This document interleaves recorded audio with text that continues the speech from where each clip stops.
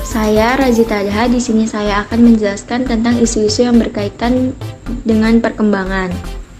Yang pertama ada isu perkembangan bawaan lingkungan. Lingkungan sangat penting untuk pertumbuhan dan perkembangan seseorang. Lingkungan ini termasuk keluarga yang mengasuh dan membesarkan anak, sekolah tempat mereka belajar, komunitas tempat mereka bergaul dan bermain sehari-hari, dan keadaan alam seperti iklim dan flora. Yang pertama ada keluarga. Tempat anak diasuh dan dibesarkan mempunyai pengaruh besar terhadap tumbuh kembang anak. Apalagi kondisi perekonomian keluarga dan tingkat pengasuhan orang tua memiliki pengaruh yang sangat besar terhadap perkembangan fisik anak. Contohnya adalah ketika perekonomian keluarga itu baik, maka pendidikan serta nutrisi yang diberikan kepada anak pun ikut baik. Sedangkan tingkat pendidikan orang tua juga sangat berpengaruh kepada perkembangan mental anak. Ketika orang tua memiliki pendidikan yang tinggi, maka orang tua tersebut lebih paham akan mental seorang anak.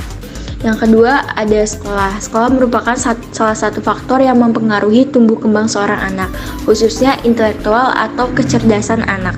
Anak-anak yang tidak bisa bersekolah akan tertinggal dalam banyak hal.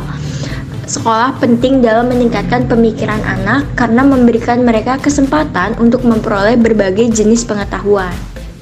Cara berpikir dan kepribadian anak dipengaruhi oleh jenis sekolah dan rendahnya tingkat pendidikan. Yang ketiga ada masyarakat.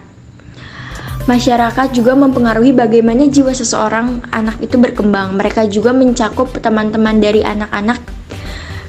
Perkembangan jiwa seorang anak juga dipengaruhi oleh keadaan di desa ataupun keadaan tempat tinggal mereka. Contohnya, jika ada keluarga yang saling menghormati dan menyayangi satu sama lain, anggota keluarga tersebut akan bertindak yang sama. Penilaian masyarakat pun akan baik. Ketika ada salah satu anggota keluarga yang baik, maka semua anggota keluarga yang lain akan dinilai baik pula. Terus ada kondisi alam sekitar. Kondisi alam yang berbeda-beda akan mempengaruhi perkembangan pemikiran atau pola mental dan perilaku seseorang. Misalnya, seseorang yang tinggal di desa akan berbeda dengan seseorang yang tinggal di kota.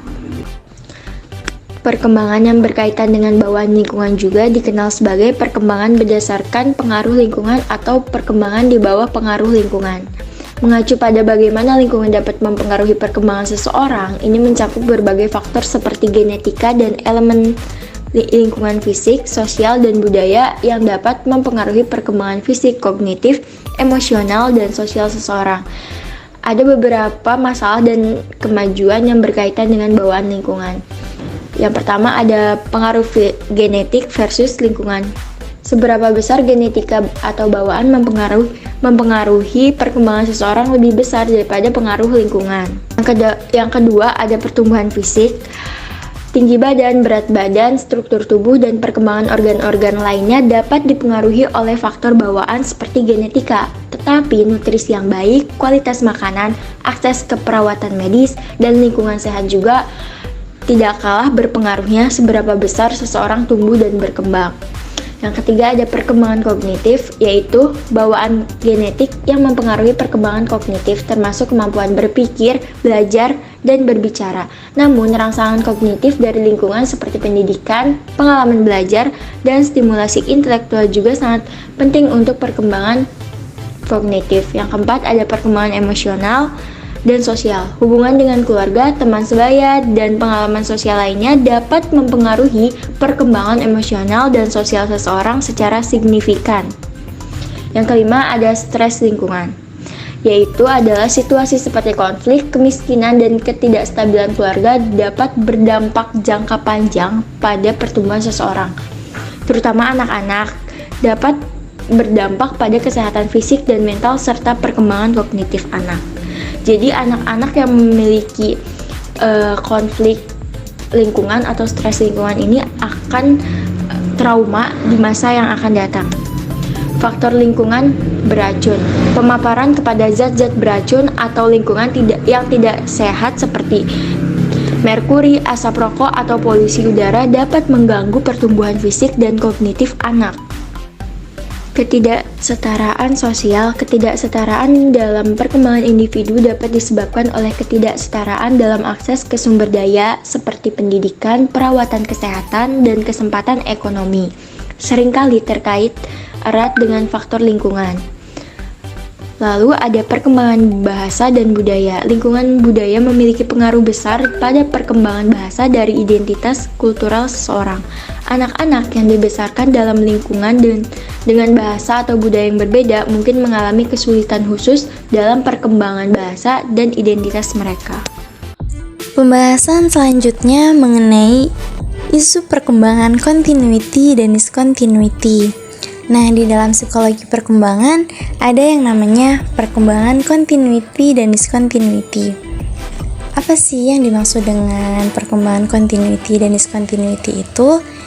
Jadi, perkembangan continuity merupakan perubahan yang terjadi pada individu secara perlahan dan stabil, sedangkan perkembangan discontinuity merupakan perubahan yang terjadi pada individu secara tiba-tiba dan cepat dari satu tahap ke tahap berikutnya.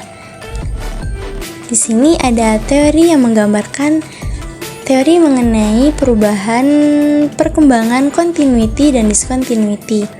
Nah, contoh teori perkembangan continuity ada 3. Yang pertama, teori belajar sosial. Contohnya tuh, saat saya kecil, saya tidak mengetahui tata cara berdoa. Namun, secara perlahan saya mengetahuinya setelah mengamati orang-orang di sekitar saya. Yang kedua, ada teori pengalaman operasi. Nah, yang ketiga, ada teori behaviorisme. Contohnya, saya yang awalnya tidak lancar berbahasa Inggris menjadi cukup fasih karena diajar guru saya secara perlahan dan terus-menerus. Nah, dalam kesimpulannya, perkembangan individu terjadi secara berkelanjutan dan stabil. Jadi, teori yang di atas itu termasuk ke dalam contoh teori perkembangan continuity. Sedangkan, contoh teori perkembangan discontinuity itu yang pertama ada teori psikodinamika Ford. Contohnya, proses perkembangan anak dari tahap oral ke tahap anal, di mana anak-anak tiba-tiba mengalami perubahan dalam cara mereka memandang dan berinteraksi dengan manusia. Nah, yang kedua ada teori psikososial Erikson. Contohnya, perkembangan anak remaja yang tiba-tiba mengalami konflik identitas, di mana mereka harus menemukan siapa mereka sebenarnya dan apa peran mereka di dalam masyarakat itu. Yang ketiga ada teori perkembangan kognitif Piaget. Contohnya, anak yang tiba-tiba memasuki tahap operasional konkret di mana mereka dapat mulai memahami konsep-konsep abstrak dan melakukan pemikiran logistik. Jadi, dalam kesimpulannya, bisa dikatakan kalau perkembangan individu terjadi secara mendadak dan cepat, itu disebut discontinuity. Nah, sedangkan perkembangan individu terjadi secara berkelanjutan dan stabil atau perlahan, itu disebut perkembangan continuity. Selanjutnya ada isu perkembangan berkaitan dengan stabilitas dan perubahan. Para ahli perkembangan yang berfokus pada perkembangan yang menetap atau stabil berpendapat bahwa stabilitas disebabkan oleh faktor bawaan dan mungkin juga pengalaman awal dalam kehidupan.